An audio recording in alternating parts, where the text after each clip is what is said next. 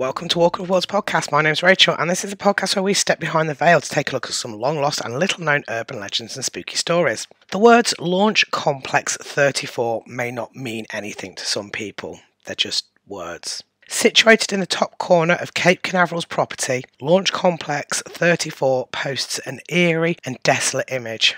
With train tracks embedded in the ground, the four-legged concrete structure which Apollo 1 and later Apollo 7 would have sat atop rises up in an area that is empty of little else. In the background, current launch structures can be seen, but here, overlooking the sea and the feeling of the breeze lapping up from the coast, things feel a little bit different.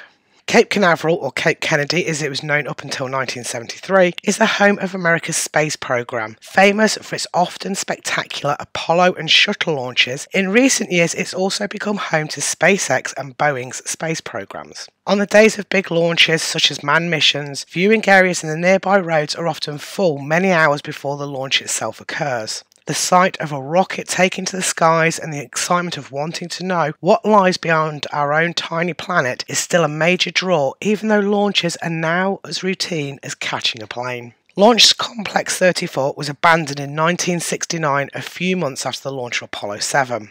This concrete structure was, sadly, the site of one of the first disasters which showed the public how dangerous space exploration could be. AS-204 was Apollo 1's test name. It would only be named Apollo 1 if it got off the ground. Those who know their history will know that this never happened. AS-204 was going to be the first manned mission of the Apollo program, the end goal of which was to successfully land a manned spacecraft on the moon. Apollo 1 was simply going to be a test. The engineers at NASA wanted to put the manned Apollo Command and Service module into orbit. The launch was scheduled for February of 1967. In January, the pilots geared up for what they thought was going to be a launch rehearsal. Little did they know that Apollo 1 ever make it off the ground.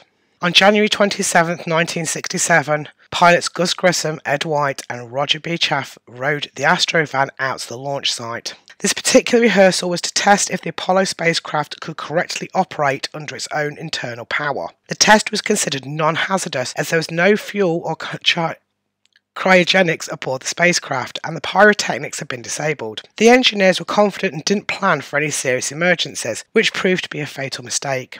After the first successful run, faulty wiring caused an electric spark that ignited the highly oxygenated air in the craft. It took about 5 seconds for the flames to overwhelm the cabin. The door was sealed shut, trapping the pilots inside. There was no way for rescue crews to get in. The fire eventually burned a hole through the cabin and burst through the exterior of the craft. They died almost instantly and their spacesuits and oxygen tubes were found partially melted. According to the autopsy, the pilots died from asphyxiation after being exposed to the toxic pressurised air. The third-degree burns that covered their bodies happened after their deaths. It was a gruesome end for those 3 brave men. These days, the structure sits on the edge of the coast. 3 words, abandoned in place, have been stencilled onto the concrete pillars, and the area has, understandably, become a memorial to those who lost their lives on that winter morning in 1967.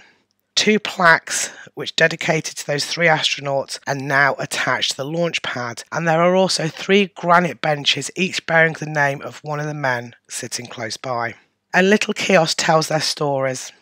The Apollo disaster left a dark cloud over NASA. Public perception shifted. It was later revealed that one of the contractors of the Apollo program was knowingly doing subpar work. The manned tests of the Apollo mission were halted as investigations and Senate hearings were held. Before the fire, Apollo 1 was simply referred to as AS-204, and the name Apollo 1 was reserved for the first successful manned launch of the Apollo spacecraft. At the request of the families of the late astronauts, the mission was renamed Apollo 1. The next manned mission, Apollo 7, was the last to take off from Launch Complex 34. The crew trained for 21 months and rigorous testing and inspections were done of the Apollo spacecraft and its equipment. The crew actually monitored the construction of the spacecraft in person. Though Apollo 7 was a success, tensions between the crew and ground control were high, mainly due to the fear of another disaster. You can visit Launch Complex 34 on tours given by the Kennedy Space Center, but for a while those tours were suspended due to strange happenings around the former launch pad. On approaching the launch pad, many people have felt the air change. Normally warm and humid, the temperature, despite being Florida, feels like it drops. People have described feelings of sadness, dread and fear hanging over the area.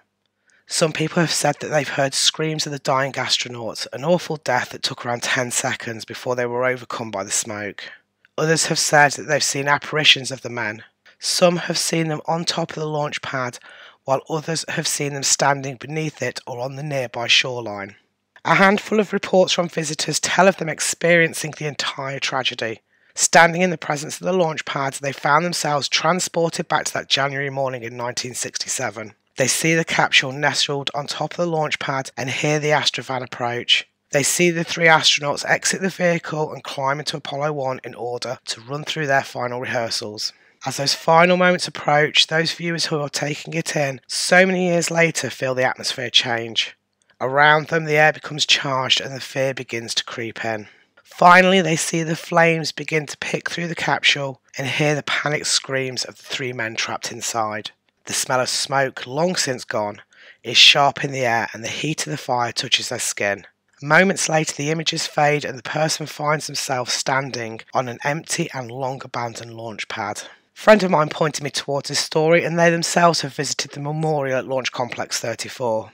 They said that the atmosphere was heavy and filled with sadness, and that the moment had a poignancy to it. Once they stepped away from the launch pad and began to make their way back towards the main complex, the atmosphere changed once more to the warm and humid one that they had been experiencing before stopping at the memorial.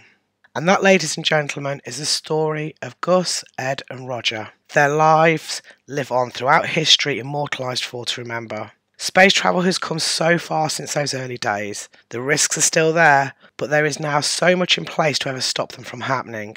These days, launches happen as often as a bus passes by.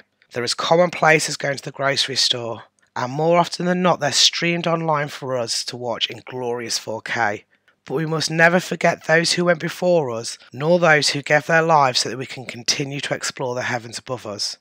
And maybe, just maybe, those 3 astronauts like to spend time keeping an eye on what's going on around their launch pad.